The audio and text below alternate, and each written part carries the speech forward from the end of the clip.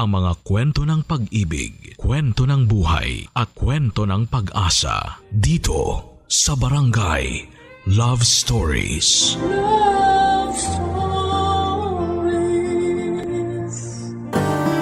Kapag kapusukan ang ating pinairal, sanga-sangang problema ang posible nating kasapitan. Kaya nga mag-ingat tayo kung kanino natin basta hinahanap ang kalinga na kailangan natin.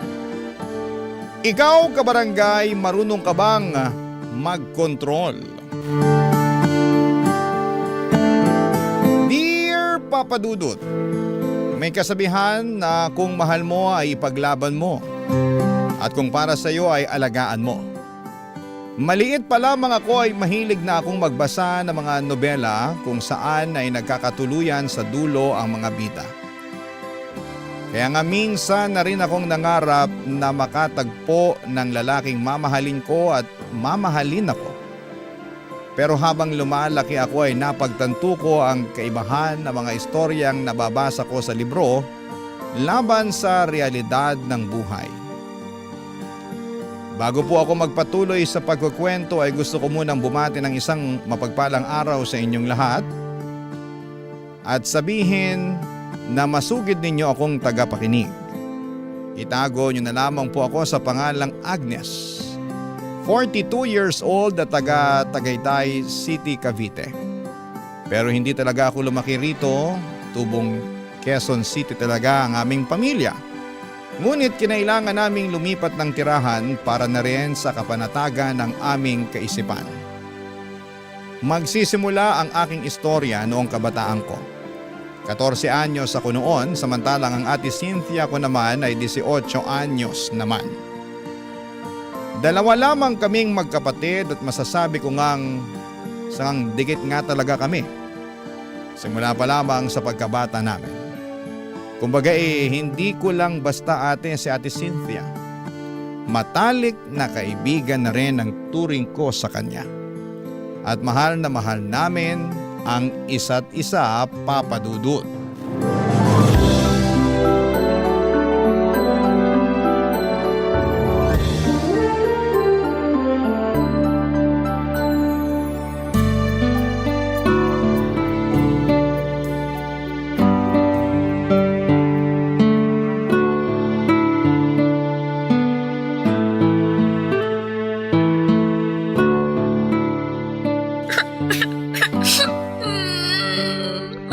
Ano ba kasing iniiyak-iyak mo dyan? Gusto mo bang awayin ko yung semento na pinagdapaan mo para makaganti ka? Ate, aamin na ako. Hindi talaga ako nadapa, ate. Sabi na eh. Sige, sabihin mo. Paano ka nagkasugat? May tumulak sa akin. Anak ng tukneneng. Sino gumawa niyan sa'yo, ha? Sabihin mo. Ate, huminahon ka lang. Paano ko hihinahon? Ang lakas naman ng loob ng gumawa niyan sa'yo. Ano? Sabihin mo, sinong nanulak sa'yo, ha?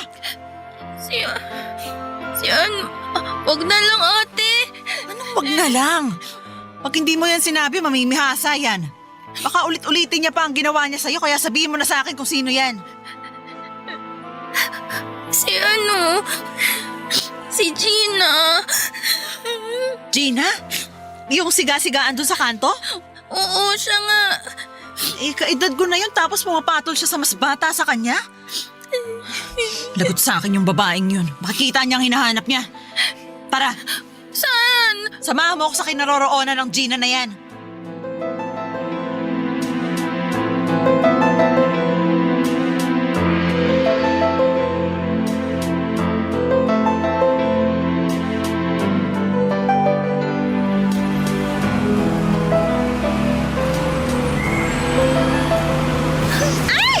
Ate!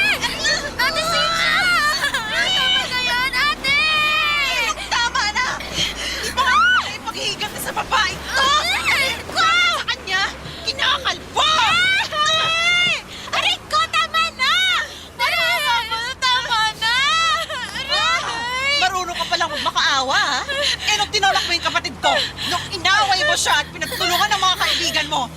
Magkakaawa ba kayo?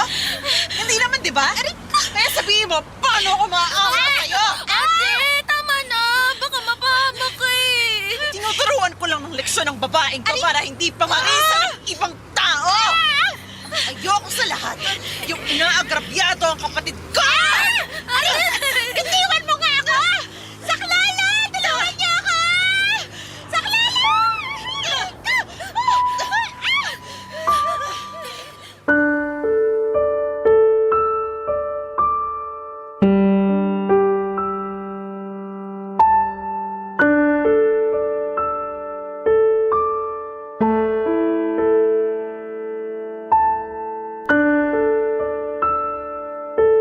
Papadudot laging sinasabi sa akin ni Ate Cynthia na handa siyang makipagpatayan. May pagtanggol lamang ako. At walang kahit na sino ang pupwedeng umagrabiyado sa akin lalo't wala rin naman akong ginagawang masama sa kanila. Kaya nga kahit na sermonan kami noon ni Nanay dahil na rin sa pagkakasangkot namin sa away, ay hindi na namin yon minasama at dinamdam ng matagal. Simula noon ay wala nang umaway sa akin sa lugar namin, lalo't kilala nila ang ate ko kapag nagalit. May iba na akong maliban na lamang at may iba na kung ano-ano pang pangit na salita at katawagan ang binansag nila sa ate ko. Bagay na kinalungkot ko ng gusto. Dahil sa totoo lang ay napakabait ni Ate Cynthia. Napakalambing niya at kalmado at hindi naman siya palaging galit o nakaangil lalo na kapag wala namang rason para uminit ang ulo niya. Kilala ko siya at alam ko sa sarili ko na hindi totoo ang mga pangit at masasamang bansag nila sa kapatid ko. Papadudot mabilis na lumipas ang taon at nag-mature na kaming pareho ng ate ko. Pero kahit na nagdaan ang maraming panahon at nadagdagan ang aming edad ay hindi pa rin nawala ang closeness namin sa isa't isa. Mapangarapin ang ate ko. Marami siyang bagay na gustong gawin at lugar na gustong puntahan pag nakapagtrabaho na siya. Siyempre, kasama kami sa pangarap niyang yon. Kaya nga laking gulat ko nang may biglang pinagtapat sa amin si Ate Cynthia, Papadudot.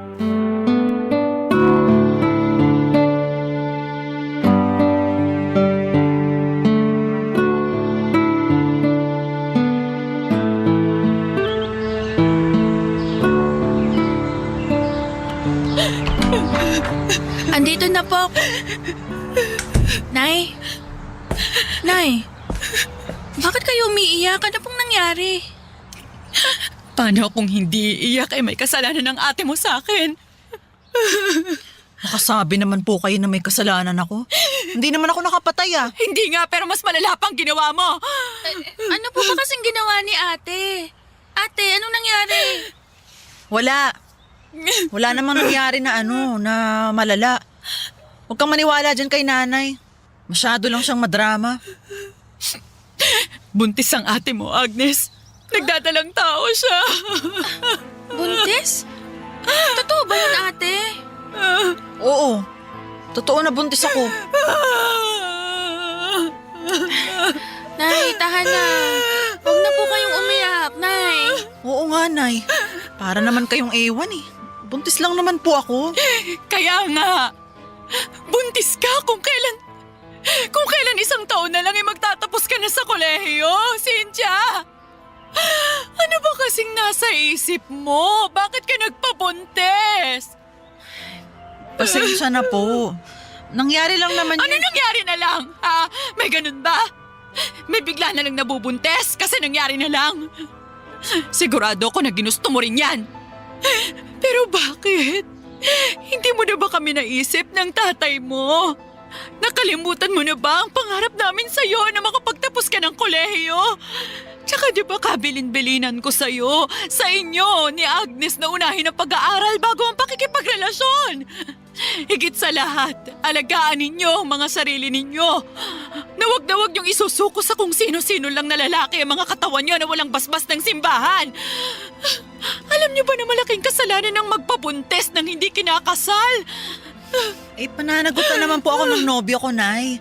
Sa katunayan, plano niya rin akong pakasalan. Ate, may nobyo ka pala? Bakit parang hindi mo yata nabanggit sa akin yung tungkol sa bagay na yan? Pasensya na, Agnes. Wala nang magagawa ang paghingi mo ng pasensya. Kaya nga po tanggapin niyo na lang na buntis na ako. Na magkakaupo na kayo sa akin. Sa tingin mo, ganun lang kadaling gawin ang bagay na yon? Ano na lang ang mangyayari sa pag-aaral mo? Sige nga. Akala mo yata madaling mabuntis at magkaanak, Cynthia. Pwes, ngayon palang sinasabi ko na sa'yo na hindi. Mauubos ang oras mo sa pag-aalaga ng sanggol. Matrabaho ang maging ina. Anak ko naman po yung aalagaan ko. Hindi naman anak ng ibang tao. Paano na lang ang mga pangarap mo sa buhay? Kalilimutan mo na lang yun, ganun ba? Hindi ko po alam, pero ang prioridad ko lang sa ngayon ay ang magiging anak namin. Tisim, mabaging langit. Ay, wala namang problema kung magkaanak ka. Pero bakit naman ngayon kung kailan nag-aaral ka pa? Ay, masisiraan ako ng ulo sa iyong babae ka.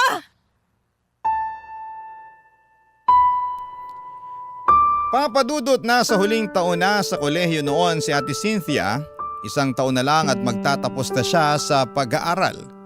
Ngunit mukhang napornada pa, kagaya ng sinabi ni nanay dahil nga sa nabuntis siya. Malungkot ako at nakisimpatya sa sentimiento ng nanay namin dahil matagal na nilang pangarap ng namayapa naming tatay na makapagtapos kami sa kolehiyo. Pero ano pa nga bang magagawa namin? Buntis na si Ate Cynthia at napansin ko na nagbago na lang bigla ang mga priority niya sa buhay. Kung dati pag-aaral at paghahanap ng trabaho pag nakapagtapos na siya, sa kolehiyo ang pinagtutuunan ng pansin ni ate, ngunit simula nang nabuntis na siya, ang pag-aalaga na lamang sa kanyang sarili at sanggol na nasa sinapupunan niya ang iniisip niya. At kahit na masama ang loob ni nanay, natutuhan na lang din niyang tanggapin ang bagong kapalaran ng kanyang panganay. Kung ako po ang tatanungin ninyo ay wala namang kaso sa akin ang pagdadalang tao ni Ate Cynthia, lalo na at nakita naman namin na mahal din siya ni Jobert, ang tatay ng kanyang anak. Barangay Love Stories. Barangay Love Stories. Papadudot kung meron man akong tampo kay Ate Cynthia simula nang aminin niya sa amin na buntis siya. Yon ay yung ni minsan ay hindi niya nakwento ang tungkol kay Jobert. Hindi niya nabanggit sa akin na may nobyo pala siya at matagal na sila. Ang buong akala ko ay wala kaming sikretong tinatago sa isa't isa. Pero hindi ko na lamang pinalawig at pinatagal ang tampong yon nang humingi ng tawad sa akin si Ate Cynthia. At tinanggap ko naman yon dahil alam ko sa aking sarili na hindi ko siya matitiis. 22 anyos noon ang kapatid ko nang ikasal siya kay Jobert. Noong sumunod na taon ay sinilang naman niya ang anak nilang babae na pinangalanan nilang Neri. Isang malusog na sanggol ang pamangkin ko at kamukhang kamukha siya ng ate ko. Sa bahay pa rin namin sila nakatira habang nag-iipon pa sila ng pera para makapagbukod. Sa loob ng ilang taon ay masasabi ko na namuhay kami ng maayos, masaya at matiwasay. O walang perpektong pamilya, papadudot, ngunit sa huli, kung meron mang kaming tampuhan at hindi pagkakasunduan, ay mabilis lang din namin na naaayos ang mga yon.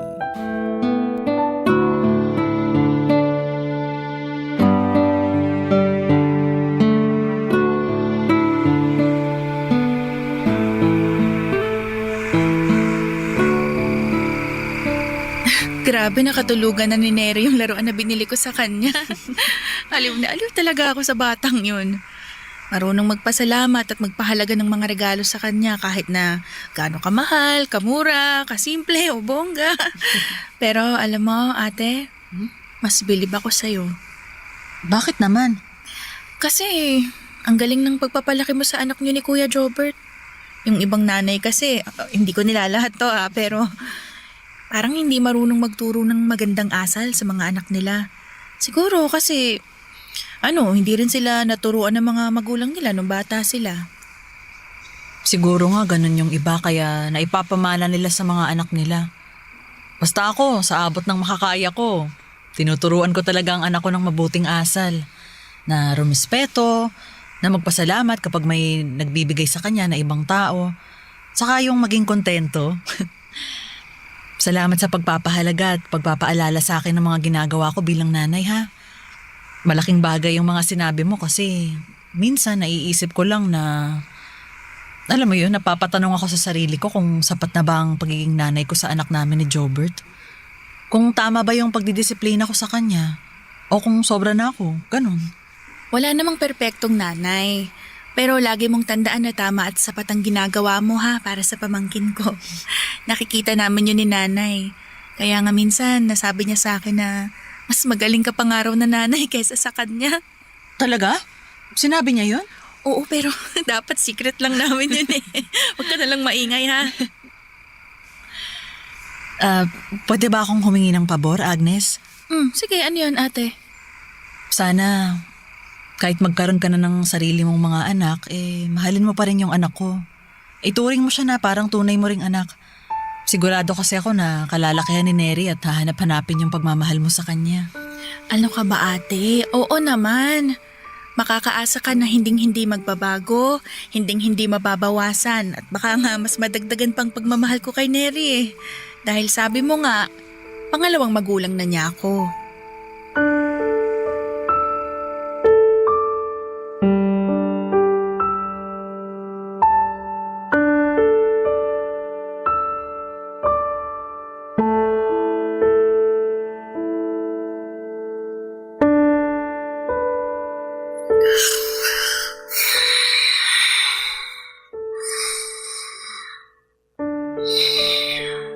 Agnes! Sino ba? Agnes, anak! Gumising ka muna, dali! Buksan mo tong pinto! Sandali lang po, Nay. Pagbubuksan ko po kayo, sandali lang. Ano po bang nangyayari? Bakit kayo natataranta? Ang ate mo, ang ate Cynthia mo. Ano pong nangyari kay ate? Aalis kami ni Jobert, dadalhin namin siya sa ospital. Dito ka lang ha, dito ka lang. Bantayin mo si Neri, anak ha. Bakit po? Ano nga po bang nangyari kay ate? Bakit niyo siya dadalhin sa ospital? Ewan ko, hindi namin alam. Basta na lang din ako ginising ni Jobert. Ang sabi niya kasi... Ano daw po, Nay?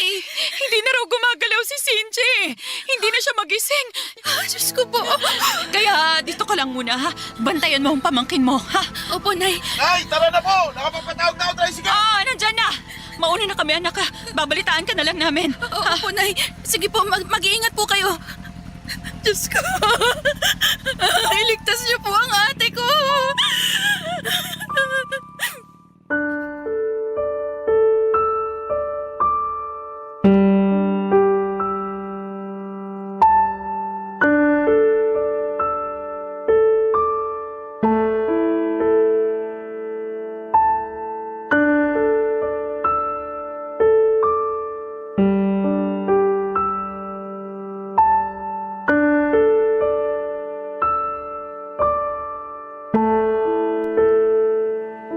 Papadudod sinugod nila nanay at Jobert si Ate Cynthia sa ospital habang ako naman ang naiwan para magbantay sa anak nila sa bahay.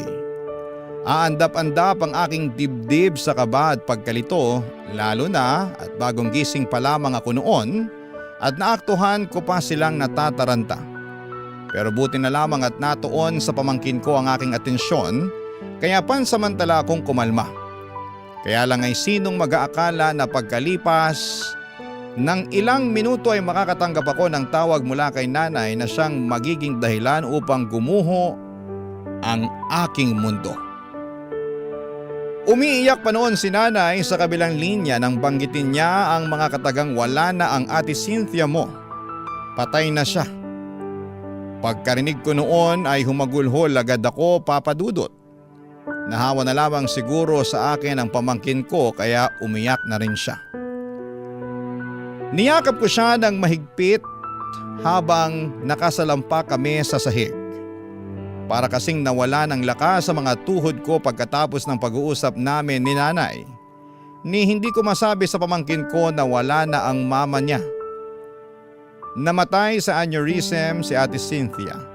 May pumutok na ugat sa kanyang ulo habang natutulog siya. Sobrang biglaan ang pagkawala niya. Mabilis na lumipas ang 1 taon simula nang mawala si Ate Cynthia at masasabi ko na bagaman nakakausad kami ay mas marami pa rin ang mga pagkakataon na nalulugmo kami. Minsan ay sabay-sabay naming naaalala si ate at minsan naman ay sinosolo na lang namin ang pagluluksa. Sa bahay pa rin nakatira ang mag-ama niya at si nanay ang nagboluntaryong mag-alaga sa anak nila kapag nasa trabaho si Jobert. Malaking tulong yon dahil hindi kakayanin ng bayaw ko na maging nanay at tatay ng anak niya.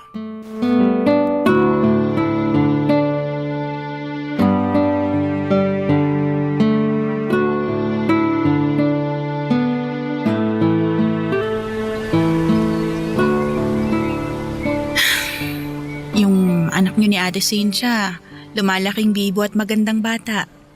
Sigurado ako na kung buhay pa yung kapatid ko matutuwa siya pag nakita niya yung anak niyo. Alam ko na miss na rin niya kayo. Miss na miss ko na rin siya Miss na miss ko na rin si Cynthia. At kahit na 1 taon na nakalipas simula nung mawala siya, parang kahapon lang nangyari lahat. Tanda ko pa nga yung tagpo na sinugod namin siya ni nanay sa ospital. Wala na siyang malay noon at iba na rin yung kulay ng mga labi niya. Ang hirap ang lungkot na mamatayan ng asawa lalo na't maliit pa yung anak namin. Nakakapanghinayang lang din na hindi niya na makikita yung paglaki ni Neri. Kahit naman ako nanghihinayang at nalulungkot din sa nangyari. Hanggang ngayon hindi pa rin ako makapaniwala na wala na si Ate Cynthia. Nakinuha na siya sa atin ng ganun-ganun lang. Ang daya Tapos ang bata niya pa para mamatay. Sobrang hirap mawala ng kapatid. Sabay na sabay kaming lumaki nun Sabay kaming nangarap. Alam ko naman na mamamatay ang lahat ng tao, pero hindi ko lang inaasahan na sa ganung kabilis kukunin si ate. Kahit na 1 taon nang nakalipas, hindi pa rin talaga ako makausad. Hirap nga rin ako makausad. Lalo na limitado lang yung binigay na panahon na magkasama kami ni Cynthia. Marami akong pinagsisisihan ngayong wala na siya. Sana pala mas niyakap ko siya ng mahigpit nung buhay pa siya. Sana mas dinalasan ko pa yung pagsasabi na mahal ko siya. Mas nakipagkwentuhan pa ako ng matagal sa kanya. Kung alam ko lang na na maiksi lang yung panahon na magkasama kami, di sana hindi na ako naunang natulog nung gabing yun. Sana binantayan ko na lang siya.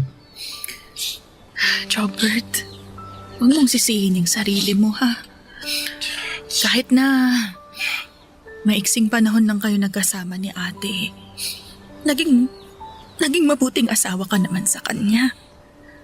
At hanggang ngayon kahit na wala na siya nakikita naman namin ni nanay. Alam namin na ginagawa mo yung lahat para maging mabuting tatay sa anak niyo. Sinusubukan ko naman kahit mahirap Kaya, salamat talaga, Agnes. Salamat, San. Kasi, nandiyan kayo ni Nanay Ines para tulungan ako. Para lalayan ako. Doon pa lang sa simpleng pagtatali mo ng buhok ni Neri, malaking bagay na yun para sa akin Pinapagaan yun na yung buhay ko. Wala yun. Tsaka, ganun naman talaga yung pamilya. Nagtutulungan. Maswerte ako kasi naging pamilya ko kayo. At maswerte ang anak namin ni Cynthia kasi nagkaroon siya ng isang mabait at maalagang tita sa katauhan mo, Agnes. Salamat. Salamat, Robert. At ikaw din. Maswerte rin sa'yo si Neri kasi mabuti kang tatay sa kanya. Salamat. Sigurado ako na maswerte yung lalaki na mamahalin mo. Kasi makasikaso mo, maalaga. Hindi lang si Neri yung inaalaga mo. Pati na rin ako. Ha? Hindi, ang ibig ko lang sabihin itong yung pagluluto mo ng masarap na mga putahe. Wala yun. Walang anuman. Pasensya ka na-appreciate lang talaga kita. Salamat.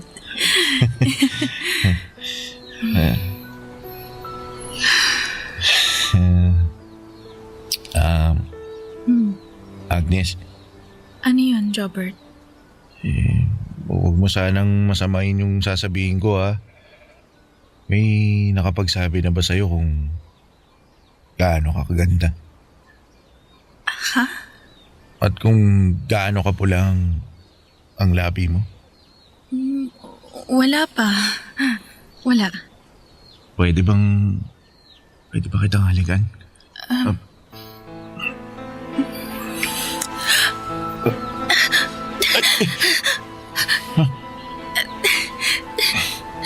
Robert, ano ba? Bakit mo ko inalikan? Ay, pasensya ka na, Agnes. Hindi ko sinasadya. Nawala lang ako sa sarili ko panandalian. Papadudot kapwa namin hindi naasahan ni Jobert ang nangyaring yon at pareho kaming natakot sa kahihinatnan. Kaya naman agad kaming dumistansya sa isa't isa. Bago ako pumasok sa kwarto ko ay nagkapatawaran kami at nagkasundo na kakalimutan namin ang mga nangyari.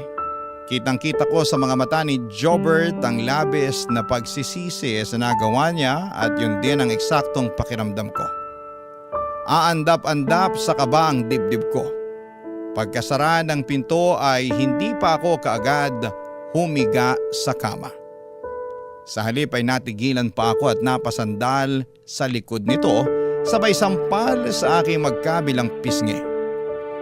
Naiiyak ako at humingi ng kapatawaran sa namayapa kong ate dahil sa nagawa namin ng asawa niya. Ilang sandali pa ay agad na lumamig ang paligid at mabilis akong ginapangan ng matinding kilabot sa aking buong katawan. Papadudot. Barangay Love Stories. Barangay Love Stories. Papadudot, kung tatanungin ninyo ako kung nagkaroon na ako ng nobyo, sasabihin kong wala pa. Nakatuon kasi ang aking atensyon sa pagtatrabaho at pag-aalaga sa pamangkin ko kapag nasa bahay ako. Tuluyan na akong nawala ng panahon na maghanap ng karelasyon pero pamilyar pa rin naman ako sa pakiramdam ng umiibig. May mga nagustuhan din naman ako na lalaki sa nakaraan at meron pa ngang nanligaw sa akin. Ngunit hindi ko na lamang pinalawig pa. Ang akala ko ay hindi ko na muling maranasang magmahal pero nagbago ang lahat ng yon nung halikan ako ni Jobert. Bukod kasi sa bumilis ang tibok ng puso ko, nag-init din ang aking buong katawan. Nakaramdam ako ng pananabik at paghahanap sa kanyang presensya. Ngunit nanaig pa rin sa akin, papadudot, ang labis na konsensya. Kaya naman sinaway ko ang maharot kong puso. Iniwasan ko si Jobert sa abot ng aking makakaya at nilayo ko ng husto ang atensyon ko sa kanya, papadudot.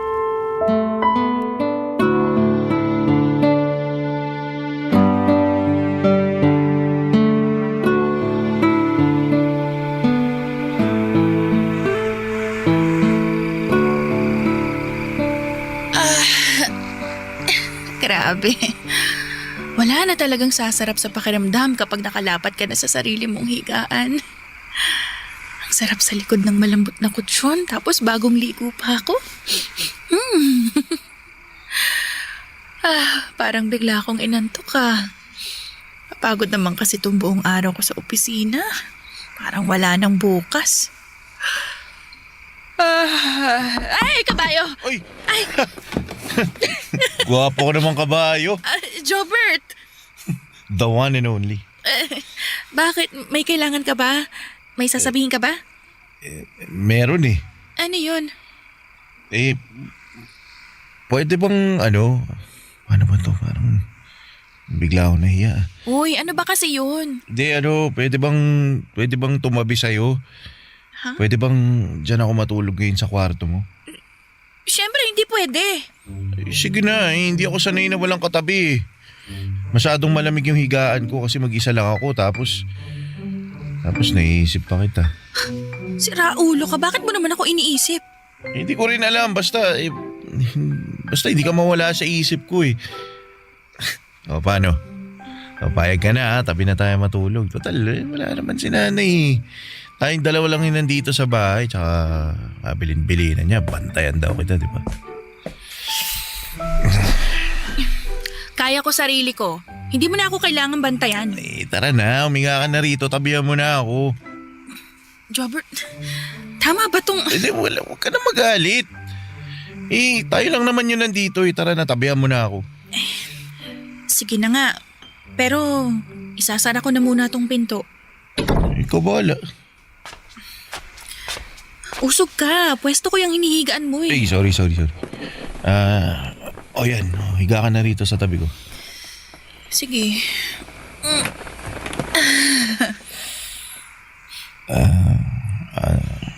Yung tungkol dun sa nangyari no nakaraan.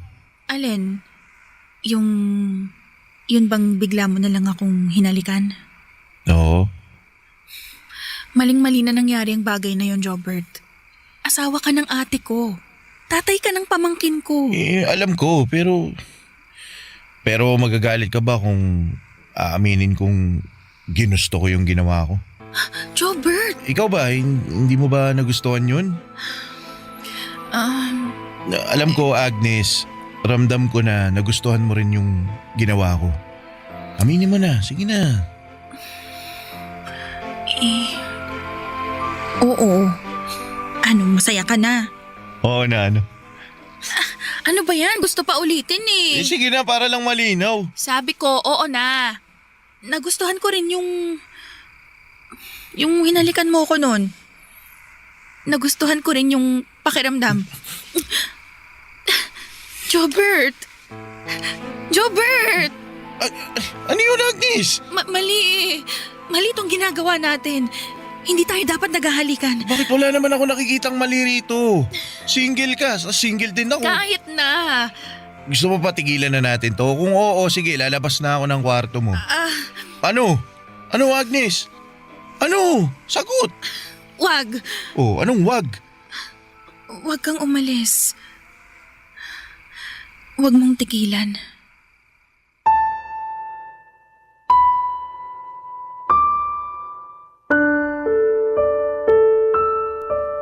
Papa Dudut, isa lang po ang masasabi ko. Napakahirap talunin ng tukso. Kahit na alam kong bawal dahil asawa pa rin ang ate ko si Jobert at pangit tignan na magkaroon kami ng personal na ugnayan sa isa't isa ay napakahirap pa rin kalabanin ng puso. Pareho kaming naging mahina ni Jobert at hinayaan namin ang aming mga sarili na hanapin ang kalinga at kaligayahan sa bawat isa.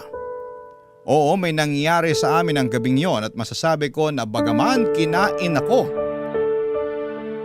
ng matinding konsensya, noon lang din naging masaya at napanatag ang puso ko dahil nahanap ko kay Jobert ang aking pahinga. Habang nasa probinsya pa si nanay at ang aking pamangkin ay sinulit namin ni Jobert ang pagkakataon na kami lang ang magkasama sa bahay. Umakto kami na para kaming mag-asawa at pareho naman naming naramdaman ang labis na kasiyahan at pagkakontento. Pinagtapat din sa akin ni Jobert na nahuhulog na siya sa akin at ganoon din naman ang nararamdaman ko para sa kanya. Ngunit habang papalapit ang pag-uwi ni nanay sa bahay ay agad kaming sinampal ng katotohanan na hindi po pwede ang aming pag-iibigan, Papa Dudut.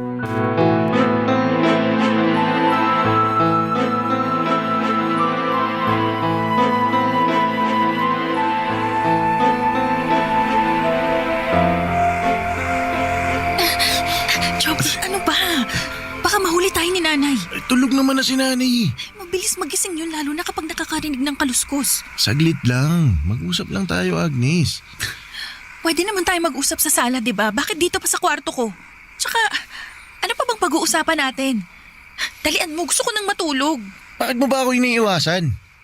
Bakit mo ako nilalayuan? Simula nang umuwi rito sa bahay si nanay, naging malamig na bigla yung pakikitungo mo sa akin. Ano ba nangyari, Agnes? Nagtanong ka pa talaga.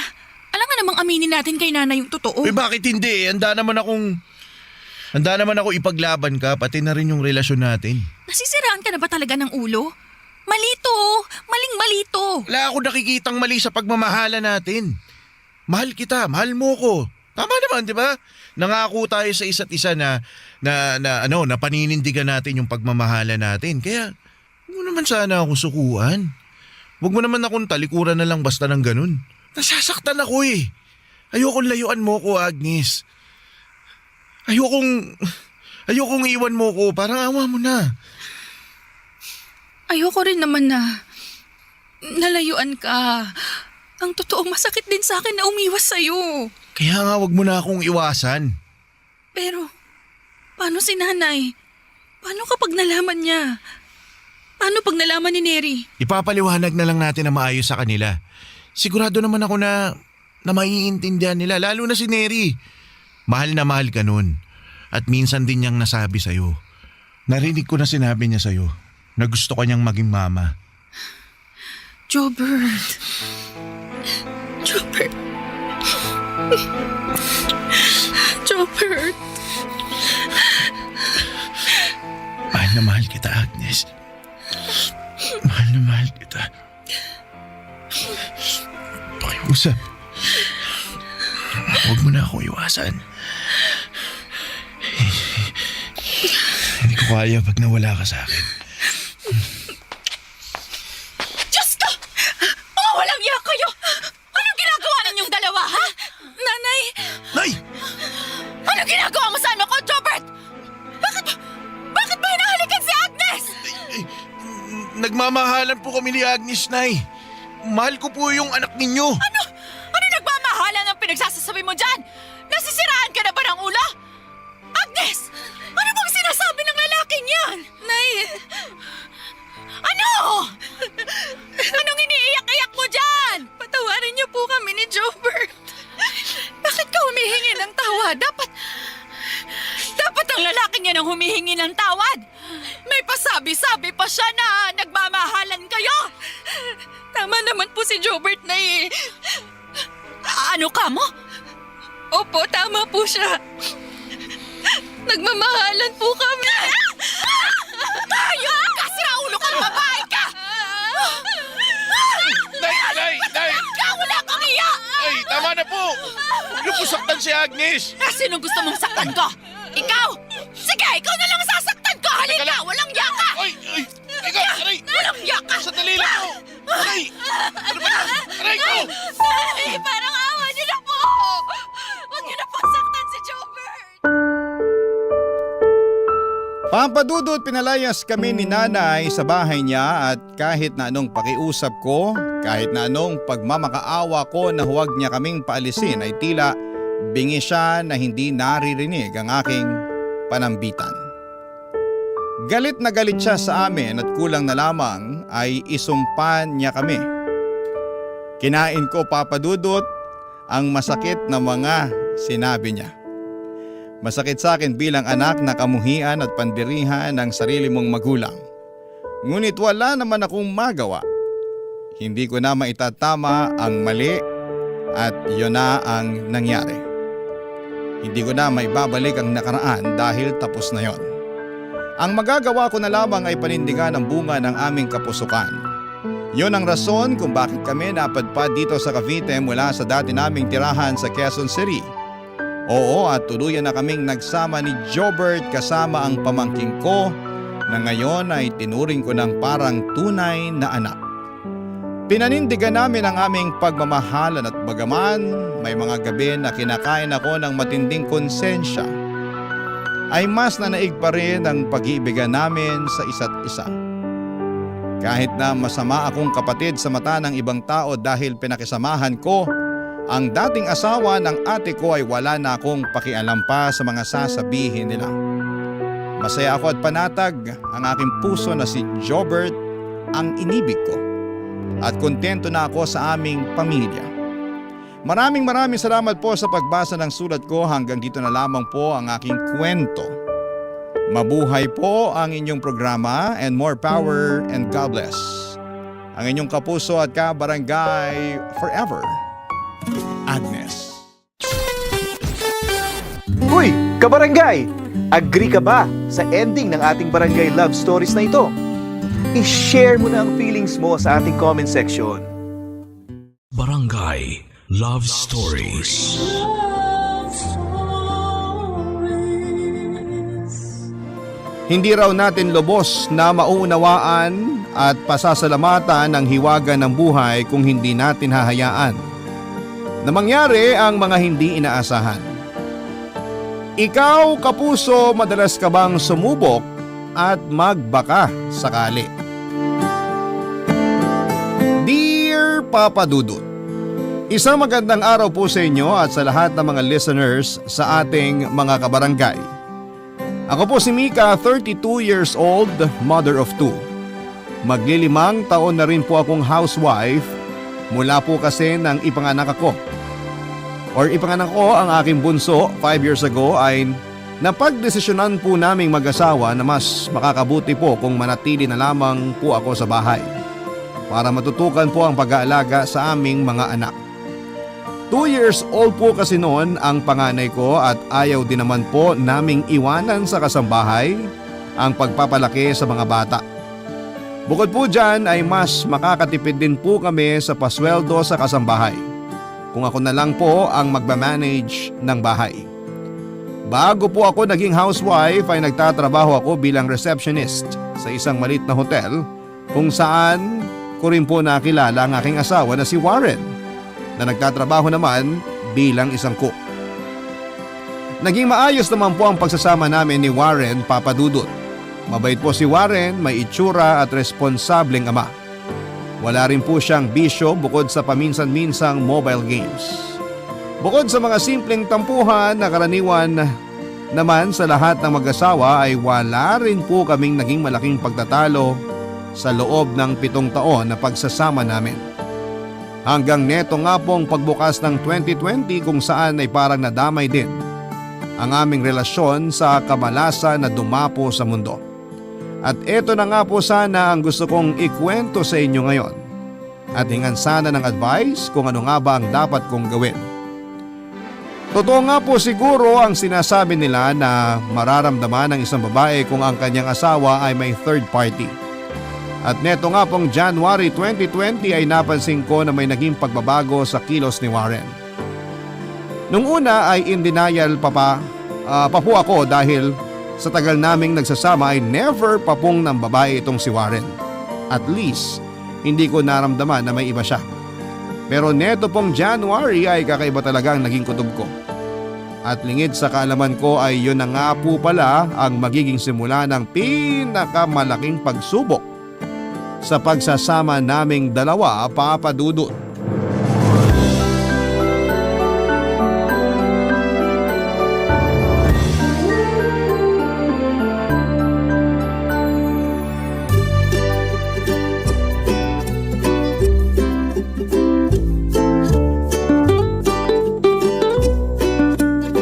Oh, saan ka galing? Bakit naka-short sa rubber shoes ka? Nag-gym ako. Gym? May promo kasi dun sa gym na malapit sa hotel. May discount kapag nag-member ng 1 buong taon. Nag-member ka? Oo, Okay. Eh magkano naman yung monthly nun? 500 na lang. 500? Aba, pambayad din natin ng tubig yun ah.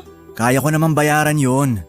At saka maliit lang na investment yun para sa pagiging mas healthy ko. Dapat nga ikaw din eh. Sa gawaing bahay lang dito at sa pag-aalaga ng mga bata, ubus na lakas ko. Teka, hindi ba lalo makakasama yan sa'yo kasi pagod ka na nga sa trabaho, buong araw ka ng galaw sa kitchen? Iba naman yung pagluluto sa pag-gym. Siyempre may mga parte ng katawan na hindi na-exercise. Okay, sige. Ay nga pala, May dumating na delivery dyan kanina, box. Ganun ba? Ayos. Ano naman yung pinadeliver mo? Mga supplements lang yon. Para masulit ko yung pag-gym ko. Aba, talagang kinakarir mo yung healthy-healthyhan mo Oo, naisip ko parang New Year's resolution ba? Wow! Ibang pasok ng 2020 sa'yo Dapat nga ikaw din. Mag-diet na rin tayo para maging mas malakas resistensya natin. Siyempre, hindi na tayo bumabata. Kailangan na natin palakasin yung katawan natin. Mahal na magpa-ospital ngayon. Sige, support na lang kita dyan. Okay na ako sa ganito.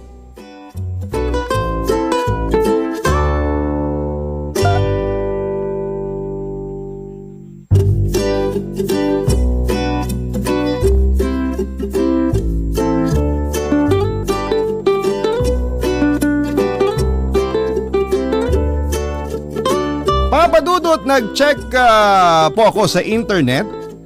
Ang mga biniling supplements ni Warren ay nakita kong mga pampalaki sila ng katawan. Doon na po talaga ako nagtaka na parang may kakaiba. Kung ang pakay lang po ni Warren ay mas maging healthy, ay bakit kailangan pa niyang magpalaki ng katawan? Para kanino? Para sa akin nga ba? O para sa sarili niya? Pero bakit parang nagmamadali siyang magpaganda ng katawan? Napakarami pong mga tanong na sumagi sa isipan ko noon, Papa Dudut, pero sinubukan ko pong magmaang-maangan at pilit na isinantabi ang mga agam-agam ko. Nang lumipas po ang mga araw ay napansin kong mas nagiging banidoso na nga po itong si Warren. At may mga bagong damit na binili, sapatos, maging pabango. Nang hindi na po ako nakatiis ay kinumpronta ko po siya tungkol dito, Papa Dudut.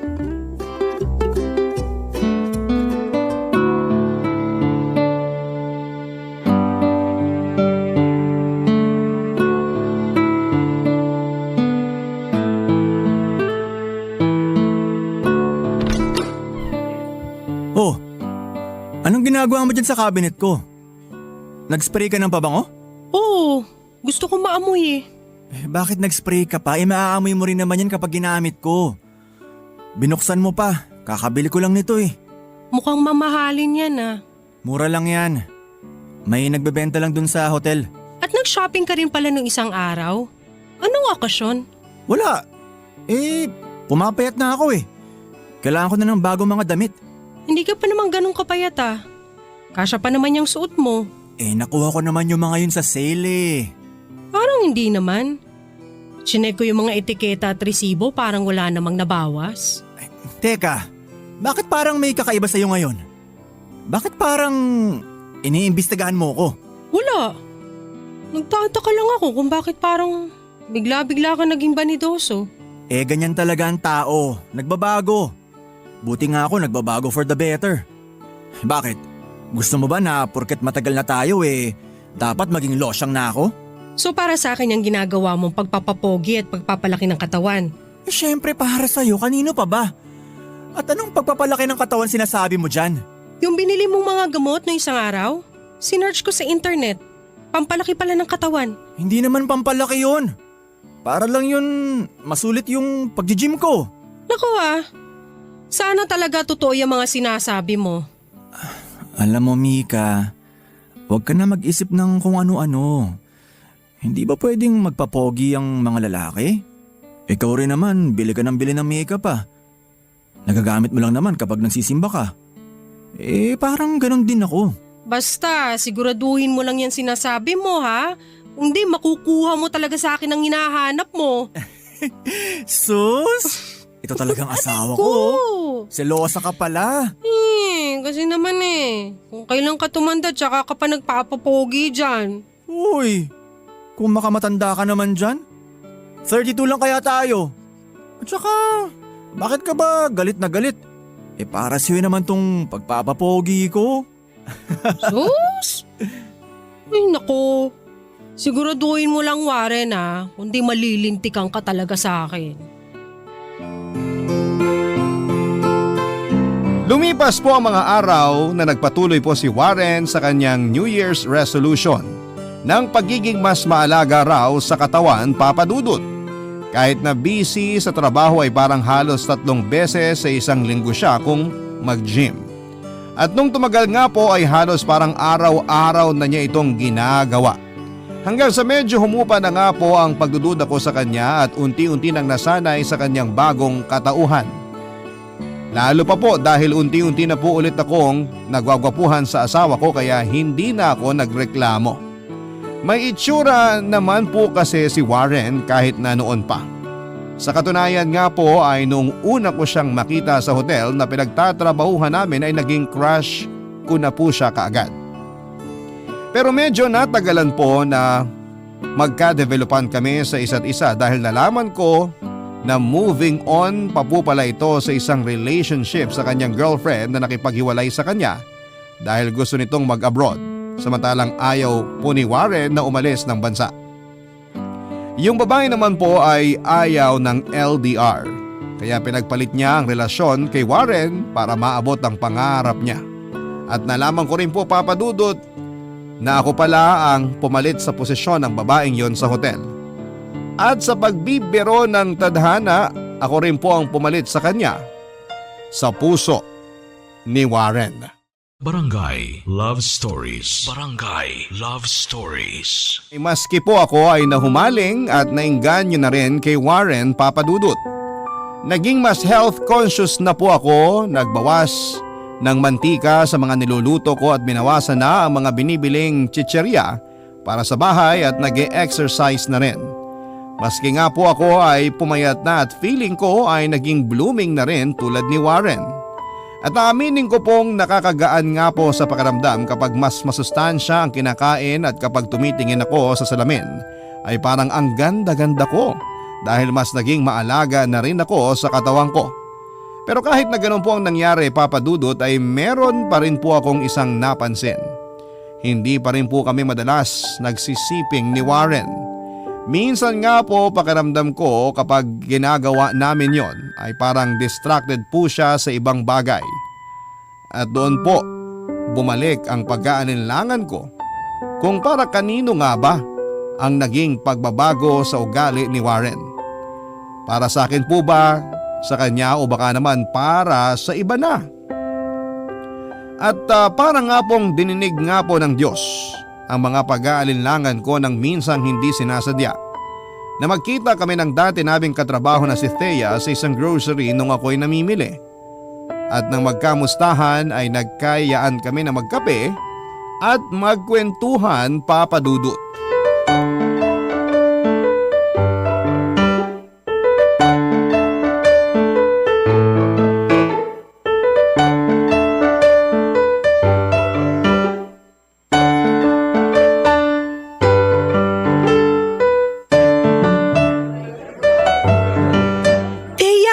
Kumusta ka na?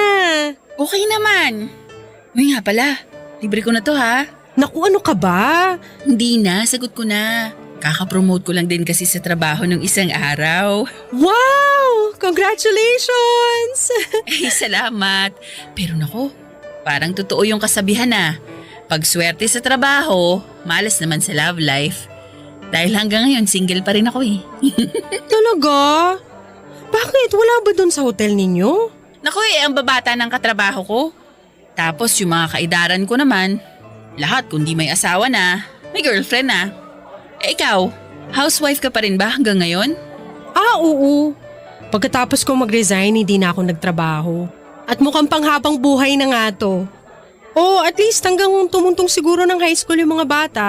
Wagas ka, Mika. Grabe ang hirap siguro niyan. At ang boring. Pero in fairness ha, parang bumata ka mula nung huli tayong nagkita. Salamat. Ngayon taon kasi mas naging health conscious na kami ni Warren eh. Kaya yun, diet, exercise. That's good. Ako, naku, sobrang stress sa trabaho. Wala na akong time mag-gym. Kahit na meron naman kaming libre dun sa hotel. Buti nga, nagkita tayo ngayon.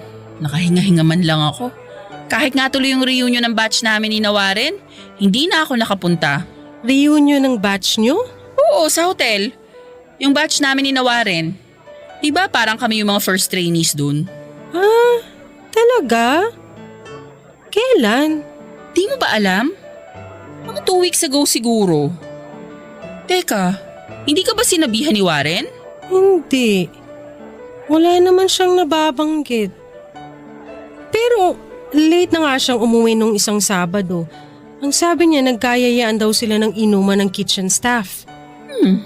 Ba't kaya? O bakit? Wala. Oy, Thea, ano yan? Sabihin mo sa akin, kundi, naku! Parang wala tayong pinagsamahan, ha? Hindi. Baka kasi hindi ka in-invite ni Warren kasi ayaw niyang maging awkward. Andun kasi si Ana. Si Ana? As in yung ex-girlfriend ni Warren? Oo. Bumalik kasi ng Pilipinas galing Abu Dhabi. Yun nga rin yung dahilan kung bakit nagkayayaan ng reunion eh. Ah, ganun ba? Bigla pong nandilim ang paningin ko nang marinig ko ang sinabi ni Thea, Papa Dudut. Para po akong biglang sinapak ng pagkakataon sa revelasyon ni Thea.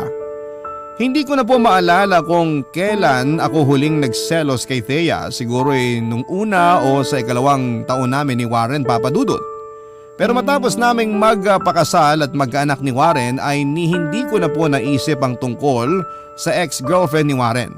At hindi ko rin po akalain na matapos ang 7 taon na pagsasama namin ni Warren ay bigla ulit papasok sa eksena si Ana. Buong akala ko rin po ay nakamove on na si Warren sa loob ng matagal na panahon naming pagsasama. Pero sa nabanggit pong impormasyon ni Thea ay parang hindi pa pala. At pakiramdam ko po ay parang naloko din ako sa loob ng mahabang panahon. Dahil din po sa sinabi ni Thea ay bigla ko tuloy na pagtagpi-tagpi ang mga pagbabago kay Warren. Si Ana kaya ang dahilan kung bakit biglang nakaisip na magpapogi at magpalaki ng katawan si Warren. Kinagabihan po matapos naming magkita ni Thea ay kinumpronta ko na si Warren para malaman ko na ang katotohanan.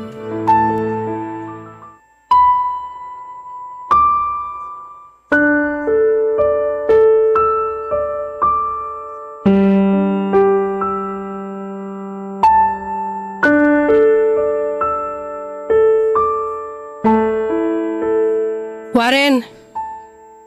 Warren! Oh, Kumising ka, may tatanong ako sa'yo. ano? Hindi ba pwedeng bukas na yan pag-gising natin? Bakit hindi mo sinabi sa akin na may reunion kayo? Ano? At bakit hindi mo sa akin sinabi na nandun si Ana? Alam ko na kasi yung magiging reaksyon mo kaya hindi ko na sinabi. Bakit mo naman iisipin na ganito ang magiging reaksyon ko? Siyempre, dahil ex ko yung tao. Ah, so kahit na more than 7 years na kayong hiwalay, kasal na tayo at may mga anak na tayo, iniisip mo pa rin na magseselos ako kay Ana, ganun ba? Oo. Hindi mo ba naisip na sa pagtatago mo ng totoo, mas lalo akong maghihinala sa'yo? Maghihinala na ano? Pwede ba, Mika? Gabing-gabi na. Ginising mo ako para dyan sa walang kakwenta-kwentang bagay na yan? Kailan mo nalaman na babalik si Ana dito? Ewan, hindi ko alam. Doon ko lang nalaman nung nag-attend ako ng reunion. Sinungaling? Anong sinungaling? Kaya kayo nag-reunion dahil bumalik si Ana sa Pilipinas? Yun ang dahilan. Siya ang nagyaya, tapos sasabihin mo na hindi mo alam? Teka, bakit ba ang dahil mong alam? Sino ba nagsabi sa'yo? Huwag mo ibahin ang usapan. Hanggang ngayon nagsisinungaling ka pa rin sa akin. Hinaan mo ang boses mo. Magigising ang mga bata. Ano ba yan, Mika? So kaya ka ba bigla nag-gym? Ha? Kaya ka bigla nagpalaki ng katawan para ihanda ang sarili mo sa pagmumotel nyo? Napakabastos yung bibig mo, ha? Tumahimik ka na. Sagutin mo ako! Hindi nga! Tumigil ka na dyan sa pagiging selosa mo na wala namang batayan. Etong tandaan mo, Warren, ha? Barkado ka na sa akin. Malaman ko lang na may ginagawa kayong milagro ng Ana na yon, hindi ako magdadalawang isip na hiwalayan ka! Matulog ka na dahil ini-stress mo lang ang sarili mo dyan sa pagiging insecure at malisyosa mo! Mula po nang kumprontahin ko si Warren tungkol sa kanyang ex-girlfriend ay naging tensyonado na rin po ang samahan namin, Papa Dudut. Sa katunayan nga po, unang Valentine's date namin na hindi man lang naging romantic si Warren. Dinala niya lamang po ako sa isang restaurant, binigyan ng roses at yun na, parang trabaho lang. At nung naroon din po kami, halos hindi rin kami magkwentuhan at parang malayo din ang iniisip niya. Bukod pa dyan ay napansin ko rin na parang naging mas mainitin ang ulo ni Warren, Papa Dudut. Hindi na po namin napag-uusapan na muli si Ana pero patuloy siya sa pagiging cold sa akin.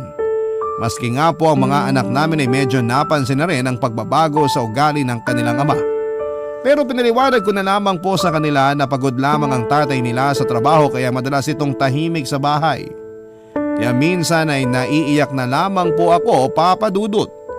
At ang panahon ko lang para umiyak ay kapag walang tao sa bahay namin. Kapag nasa eskwelahan ng mga bata at nasa trabaho naman si Warren. Gulong-gulo na po ang isipan ko dahil para po akong may kalaban na hindi ko naman nakikita. Pero hindi ko rin naman po alam kung dapat nga ba akong mangamba o masyado lamang akong napaparanoid at insecure. Kagaya na nga rin ang sinabi sa akin ni Warren, Papa Dudut. Barangay Love Stories. Barangay Love Stories. Hindi ko na rin po napigilan ang sarili ko, Papa Dudut, at nag-imbestiga na ako kay Ana.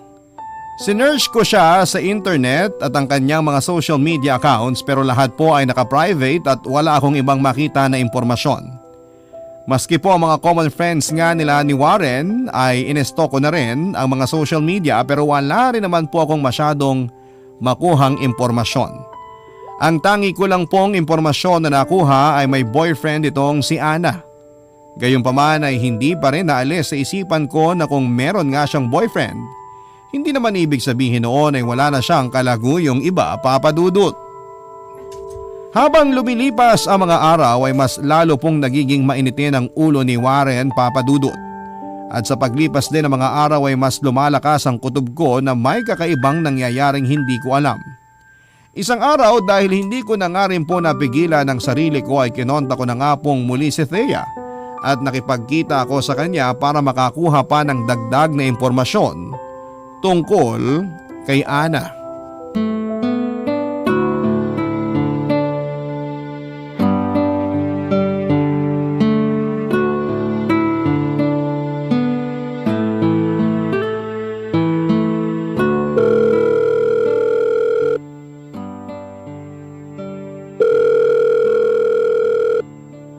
Friend! Oh, napatawag ka. Thea, busy ka ba? Hindi naman masyado. Kakauwi ko lang naman. Anong meron? May itatanong sana ako sa'yo eh. Ano yun? Friend, hindi kasi ako mapakali after nung huling pag-uusap natin. Oh, bakit naman? Kasi nga, dun sa nabanggit mo, na umuwi si Ana. Okay. Bakit? Ano bang bumabagabag sa'yo?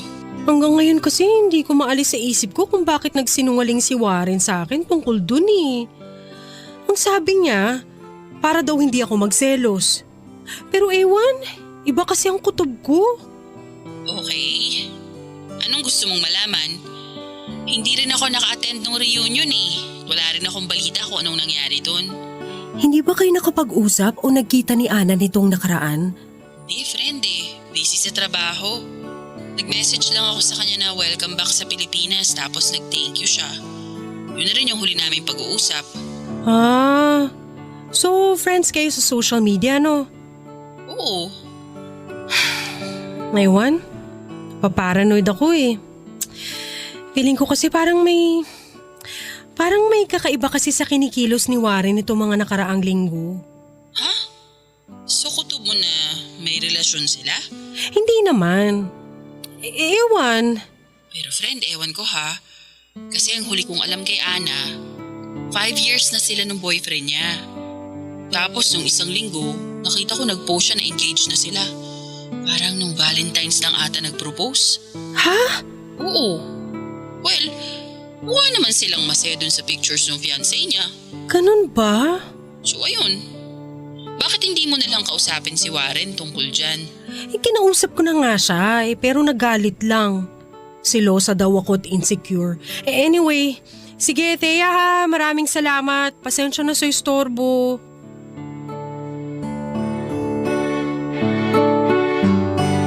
Matapos po naming mag-usap ni Thea ay magkahalong ginhawa at takot po ang naramdaman ko, Papa Dudut. Ni hindi ko nga po alam na posible palang maramdaman ang dalawang magkaibang bagay na yon ng sabay. Nakaramdam po ako ng ginhawa dahil alam kong kakasagot lang ni Ana sa boyfriend niya at ikakasal na sila. Kaya't mababawasan na ako ng kakompetensya pero nakaramdam din po ako ng pangamba na baka palaging mainitin bakit nga ba palaging mainitin ang ulo ni Warren? Ay dahil marahil ay nalaman na niyang ikakasal na ang ex-girlfriend niya. Hindi ko po kaagad kinompronta si Warren tungkol sa natuklasan ko, Papa Dudut. Siguro may bahagi rin sa akin na natakot na baka makarinig ako ng mga bagay kay Warren na lubos na ikasasakit ng puso ko. Sinubukan ko na lamang pong isantabi ang nararamdaman ko at pinilit ang sarili ko na mapayapa sa impormasyon na ikakasal na si Ana sa iba. Kaya't hindi na niya maaagaw pa sa akin si Warren, pero nagkamali ako, Papa Dudut. Isang gabi ay umuwi po ng lasing si Warren at dumiretso na sa kama at natulog. Doon po ay hindi ko na napigilan ang sarili ko. Naisip ko ng pagkakataon ko na rin yon para makapag-imbestiga. Chinek ko po ang cellphone ni Warren at doon na po gumuho ang mundo ko, Papa Dudut. Silipin ko nga tong phone mo kung wala ka talagang tinatago.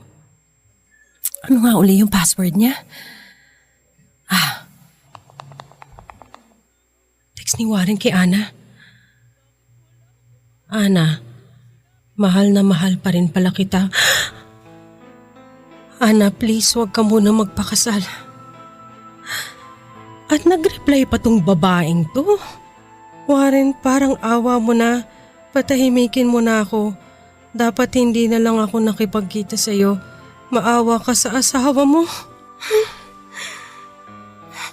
Warren! Warren, kumising ka dyan! Ano ba? Kumising ka, sabi! Ano ba ang problema? Ang ingay-ingay mo. Ano to mga message na to kay Ana, ha? Anong message? Eto! Ana, mahal na mahal pa rin pala kita. Ana, please, huwag ka muna magpakasal.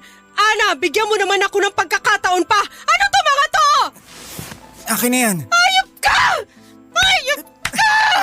Ayop ka! Kailan ba? Ha? Kailan mo pa ako niloloko? Hindi kita niloloko. So ano yan? Huling-huli ka na, itatanggi mo pa? Mahal mo pa rin si Ana! Niloko mo ako! Hindi ko sinasadya. Hindi ko sinasadya. Akala ko naka-move on na rin ako, Mika. Maniwala ka. Pero nung nakita kami, ewan ko, parang bumalik lahat. Bumalik lahat? Kaya pala babalikan mo siya at iiwan mo kami ng mga anak mo? Ganun ba plano mo, ha? Hindi. Ewan ko. Naguguluhan ako. Huwag ka na maguluhan! Lumayas ka na dito! Iwanan mo kami ng mga anak mo at sumama ka na dyan sa ano mo na yan! Hindi ko gagawin yan. Hindi mo gagawin pero yun ang gusto mong gawin, di ba? Patawarin mo ako. Hindi! Hindi kita mapapatawad! Ayaw mo umalis, ha? Ito, alisin mo lahat ng mga gamit mo dito! Umalis ka na! Puntaan mo na yung Ana na yun! Pigilan mo siya sa pagbabakasal niya! Mika, ano ba? Matulog na lang tayo. Hindi! Sa tingin mo makakatulog pa ako? Sa tingin mo makakatulog pa ako bukas? Sa isang araw o sa isang linggo? Hindi! Hindi ako makakatulog hanggang nandito ka at nakikita ko yung pagmumukha mo! Hindi ko kaya matulog sa isang bahay na kasama ang asawa ko na sa loob ng ilang taon may iba naman palang mahal! Lumayas ka! Lumayas ka na! Mika, please. Pag-usapan natin to. Wala na tayong dapat pag-usapan. Niloko mo ako, Warren. Niloko mo kami ng mga anak mo!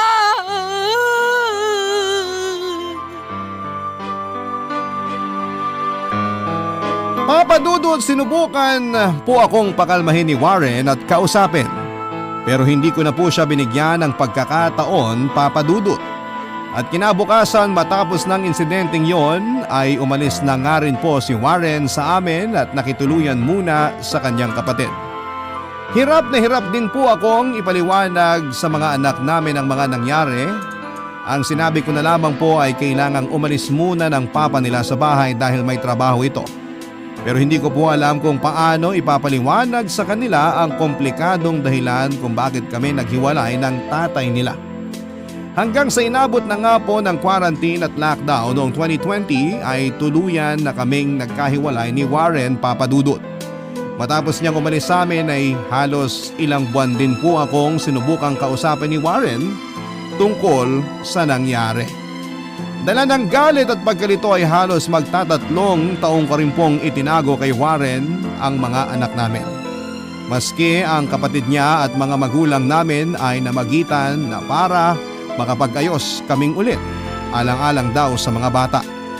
Pero napakahirap po sa puso ko, Papa Dudut, dahil parang na-trauma na ako sa ginawa niya. Alam ko po kasi na makipagbalikan man ako kay Warren ay nagbago na ang lahat. At habang buhay na akong mahihirapan na magtiwala sa kanya. Last December 2022, kaya ayoko nang dagdagan pa. Hinayaan kong makita ng mga anak ko si Warren at makasama siya noong nakaraang Pasko at bagong taon. Kaya rin po ako sumulat sa inyo ngayon, Papa Dudut, ay para makakuha ng inyong opinyon at ng ating mga kabarangay online kung ano nga ba sa tingin nila ang dapat kong gawin. Mahal ko pa rin po si Warren at para sa mga anak namin ay gusto ko rin pong makipagbalikan sa kanya. Pero matapos po ng ginawa niya ay nahihirapan na akong maniwala na tapos na talaga ang mga nararamdaman niya para kay Ana. At ako na ang pinipili niya, Papa Dudut. Maraming salamat po sa pagbasa ng aking liham. Ang inyong forever kapuso at kabarangay, Mika. Barangay Love Stories. Love Stories.